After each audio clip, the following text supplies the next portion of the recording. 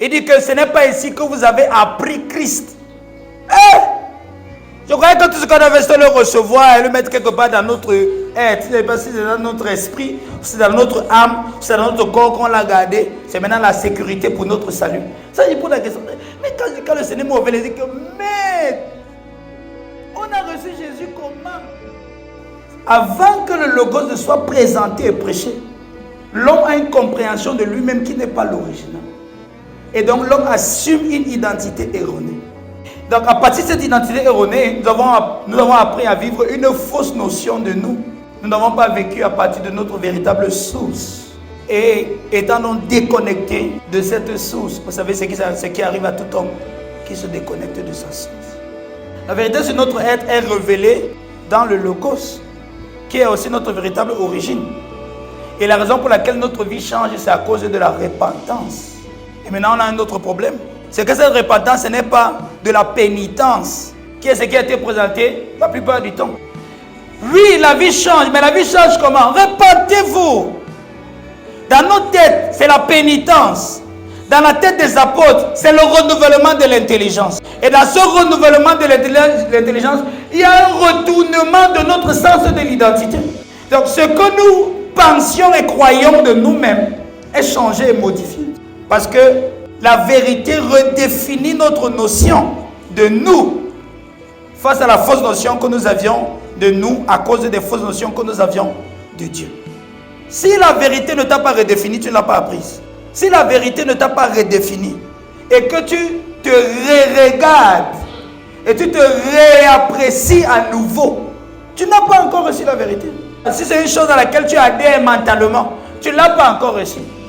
Que non, je suis d'accord. Non, tu ne l'as pas encore reçu. Vous devez savoir qu'il y a une différence entre m'écouter et recevoir ce que je dis. Et si tu ne connais pas encore la vérité complète, totale, tu es encore dans ton voyage du renouvellement de l'intelligence et de transformation. Jusqu'à ce que tout ce qui est révélé de toi en Jésus-Christ soit pleinement manifesté en toi. Dans ce sens, nous avons reçu Jésus-Christ et nous continuons de le recevoir. Parce que nous sommes continuellement en train d'être éclairés et illuminés. Continuellement en train d'être illuminés. Pendant que nous regardons sa vie, nous comprenons que sa vie nous définit. Sa vie est la maquette de notre vie. Sa vie dit la vérité sur notre être. Et pendant que nous nous mirons, nous constatons davantage combien nous sommes comme lui. Pas pour voir combien nous sommes différents de lui. On ne prêche pas l'évangile pour que les gens voient combien ils sont pécheurs face à Jésus-Christ qui est trop saint. Mais on prêche l'évangile pour qu'ils voient combien ils ont de la proximité avec Dieu. Et qu'ils doivent sortir de cette fausse notion d'eux-mêmes dans laquelle ils se considèrent déjà comme les pécheurs. Les gens savent déjà qu'ils sont des pécheurs. Pourquoi aller leur dire encore que vous êtes des pécheurs? Ils le savent. Et nous avons besoin de le recevoir, pas comme un objet, pas comme un outil. Pas comme un objet, pas comme un outil pour garantir notre salut. J'ai Jésus dans ma vie, je sais que je suis sauvé. Comment? Qu'est-ce que ça veut dire être sauvé? Pas comme un outil pour nous purifier à chaque fois que nous avons nos erreurs. Mais comme notre salut complet et intégral que nous apprenons tous les jours. Et nous nous disposons à sa révélation continue et progressive. L'apôtre Paul parle de Christ comme celui qu'on apprend. Éphésiens chapitre 4, verset 20. Il dit que ce n'est pas ici que vous avez appris Christ. Eh!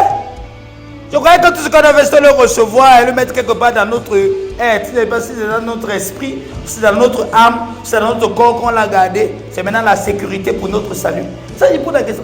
Mais quand le Seigneur m'a ouvert, il dit que, mais, on a reçu Jésus comment? Donc voici le Jésus que nous sommes appelés à recevoir. Le Logos. L'intention originelle. La vérité sur notre être. La vérité sur notre humanité. La vérité sur notre origine.